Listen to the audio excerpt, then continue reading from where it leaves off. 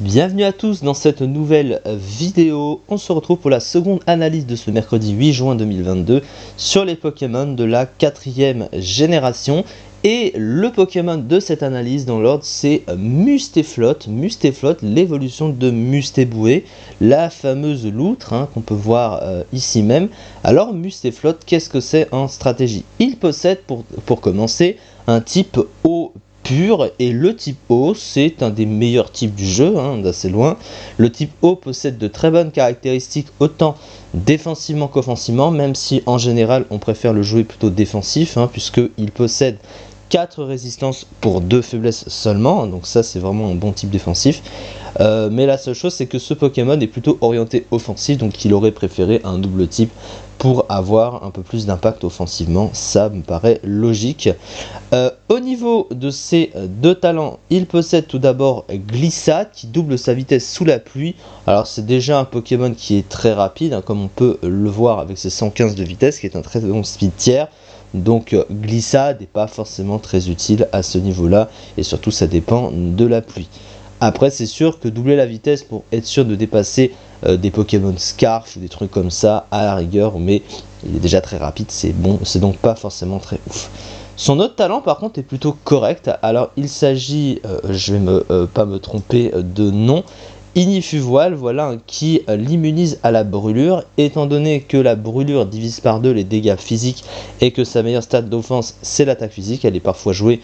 On peut jouer physique et spécial ce Pokémon, et quand tu le joues physique, le fait de ne pas pouvoir se faire brûler, déjà ça l'empêche de se faire réduire ses dégâts à chaque tour, parce que la brûlure inflige des petits dégâts résiduels à chaque tour. Et en plus de ça, ça ignore du coup la division par 2 des dégâts physiques, donc quand tu le joues physique, c'est pratique à ce niveau-là. Quand tu le joues sur le spécial, moins, parce que ça n'impacte pas l'attaque spéciale, mais voilà, c'est un talent pratique à ce niveau-là. Au niveau des stats, alors le problème de ce Pokémon c'est que ses stats sont un peu mal foutus, surtout au niveau offensif. Alors on va voir ça. Alors le truc c'est qu'il a 105 en attaque et 85 en attaque spéciale. Il a une attaque correcte, même si elle n'est pas non plus incroyable, mais ça reste pas non plus très mauvais. Ça reste pas nul comme attaque, c'est ça que je veux dire. Mais par contre son attaque spéciale est pas ouf, elle est que de 85, alors que son move pool est plus jouable sur le spécial que sur le physique, et du coup ils auraient dû à la rigueur inverser l'attaque spéciale et l'attaque physique pour que ce soit un peu plus cohérent, ou alors mettre autant d'attaque que d'attaque spéciale, parce que finalement tu vas le jouer plus sur le physique, en tout cas il va être plus puissant sur le physique, mais il a un peu moins d'utilité sur le physique au niveau de ses moves offensifs, sachant qu'il est vraiment offensif. Du côté du speed tiers, 115 de vitesse, c'est un excellent speed tiers. Il est plus rapide de 5 points que Latias et Latios, à titre de comparaison, donc c'est très fort en termes de vitesse. Par contre, au niveau du bulk, il est pratiquement inexistant, 55 en défense, 50 en défense spéciale, 85 en PV.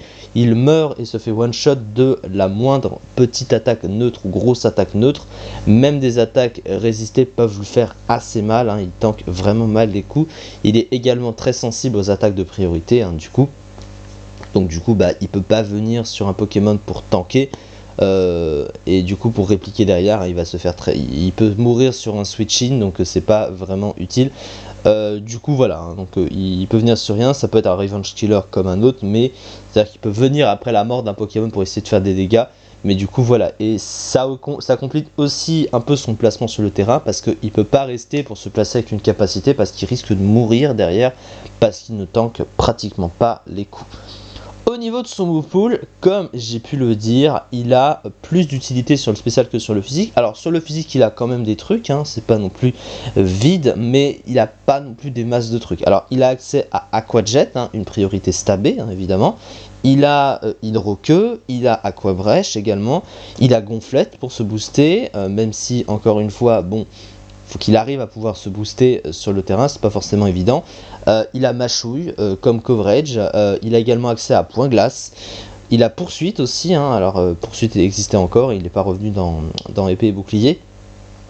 Mais à côté de ça, c'est vrai que sur le physique, il a pratiquement, alors que sur le spécial, il a accès à Ébullition, Hydrocanon, Laser Glace, Exploforce. Donc vous voyez qu'il a des options sur le spécial aussi, mais il ne peut pas vraiment s'en servir. En tout cas, il fait moins mal sur le spécial, surtout qu'il n'a pas de move de boost sur le spécial. Donc même là, sur le spécial, il est moins utile, alors qu'il aurait pu être tout autant utile finalement s'il avait eu plus d'adaptation à ce niveau-là, mais au final, c'est pas vraiment le cas. Et à côté de ça, son pool de soutien est très limité, hein, il fait pratiquement rien sur le terrain. Ces rares trucs qu'il va avoir, c'est Provoque ou Toxique. Toxique, beaucoup de Pokémon le possèdent. Provoque à la rigueur en tant que Pokémon offensif si tu veux bloquer un Pokémon qui voudrait setup en phase de toi, ou je sais pas, une connerie du genre. Mais bon, à part ça, ça n'a pas vraiment d'utilité. Donc ça reste un Pokémon qui est assez prévisible, et il est très facile à tuer car très fragile sur le terrain.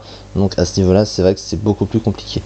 La fiche stratégique, une des meilleures vitesses du tir, des statistiques offensives plutôt bonnes, l'avantage offensivement du type O, un grand move pool offensif, le talent Ignifuvoile qui l'immunise à la brûlure.